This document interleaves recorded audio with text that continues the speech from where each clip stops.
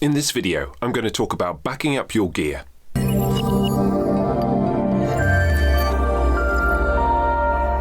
Especially when you're first starting out in VoiceOver, there's quite a common scenario where a session is going swimmingly, you've got the client on the other side of the line, they're loving what you're doing, everything is great, and then all of a sudden something cuts out. Either the client drops out, or you drop out, or for some reason you'll see on the waveform on your computer that it's not recording anymore, and then you probably descend into wild panic, which is certainly what I did the first time that ever happened to me. And the reason or why this happens, we don't know. There are all these different pieces of your VoiceOver setup, what people call a chain, so there can be a whole number of different issues. Usually the best thing to do is to stop and start again, turn everything off and then turn everything on, and more often than not, technology being what it is, that'll probably sort out most problems.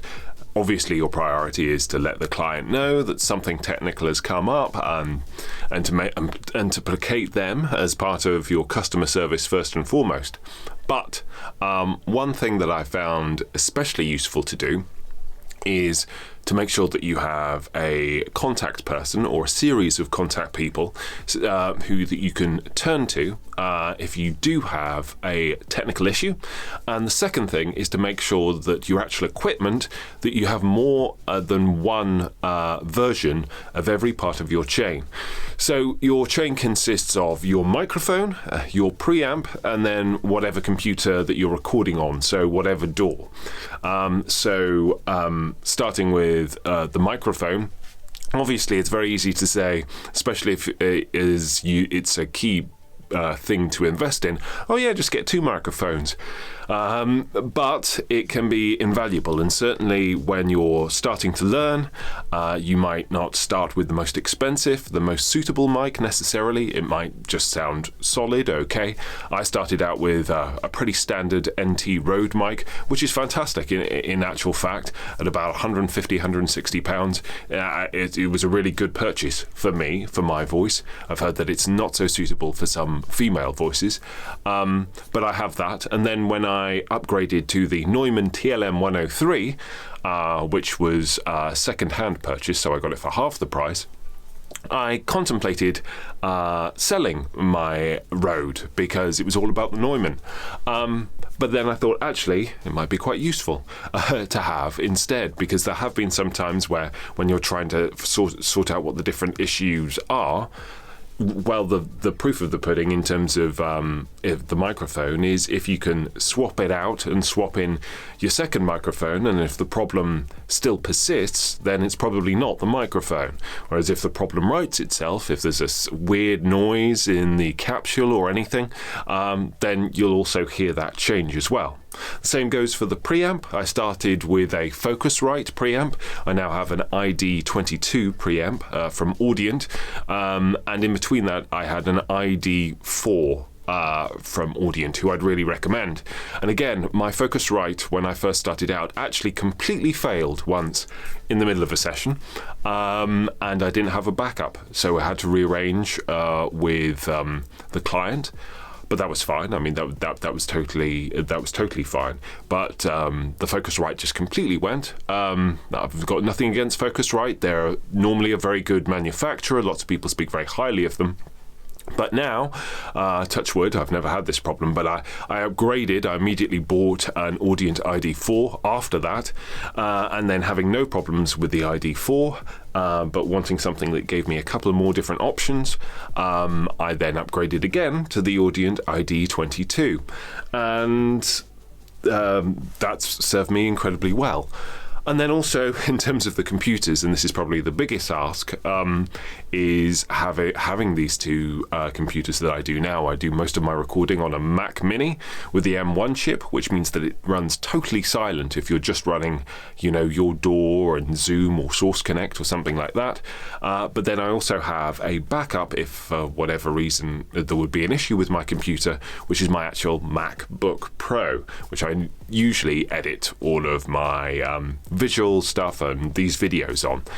And then, of course, as well as those three kind of key elements, there are the cables. And quite often, just like turning everything on and turning everything off again, it's really useful to be able to have multiple sets of cables that you can check and compare.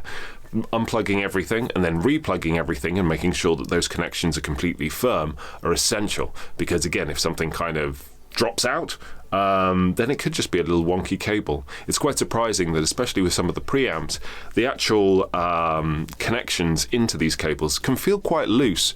And when these all arrive in a package, you might go, well, I don't know, maybe it's supposed to be like that. And you just plug it in and everything seems to work, and that's absolutely fine.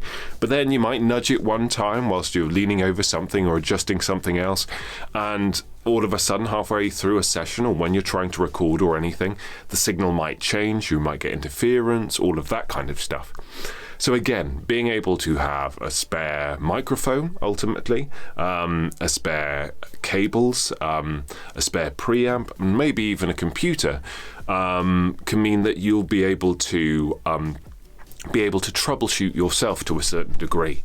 I would also say, even in terms of DAWs, I think this is probably quite excessive, but I do it. I started out by recording on the free DAW Audacity, which worked absolutely fine. Pretty ugly, but does its job. And then I moved up to Adobe Audition, which is not open source, so you very much have to pay for it every month as a result. But I still keep Audacity on my computer, just in case. Occasionally with updates with Adobe Audition, there can be that kind of fine-tuning period where Adobe are kind of working out if there are any problems with a new update and that kind of thing, and that can occasionally throw a spanner in the works. So if I've just recently updated my DAW and then I encounter a couple of problems, usually I revert back to an earlier version, see if there's a problem there.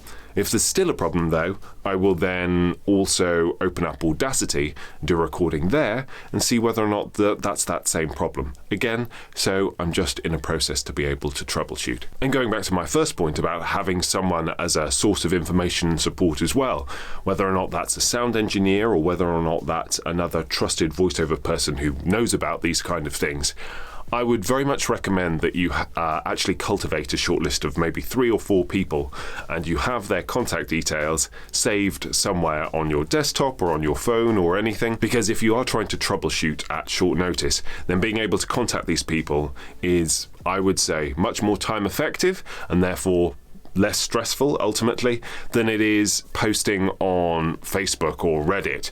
Occasionally there are some amazing people on Facebook groups, certain Facebook groups, VoiceOver Network, the British voiceover group, who will be able to kind of like help you with that, because they've helped me with that as well when I've had issues with connections and setting things up, which has been wonderful. But you are then completely dependent on people just being available and browsing social media in order to pick up your problem and help you. And sometimes you get loads and loads and loads of different speculative advice, which can be very confusing. So I would suggest that when possible, at least know where to look, but alternatively actually have some contacts lined up so that you know who to reach out to if you're having problems that swapping everything around doesn't seem to help. Anyway, I hope this video has been of some use and some interest to you. Thank you as ever so much for watching. Please do like, please do subscribe, please do turn on notifications and spread the word about this channel.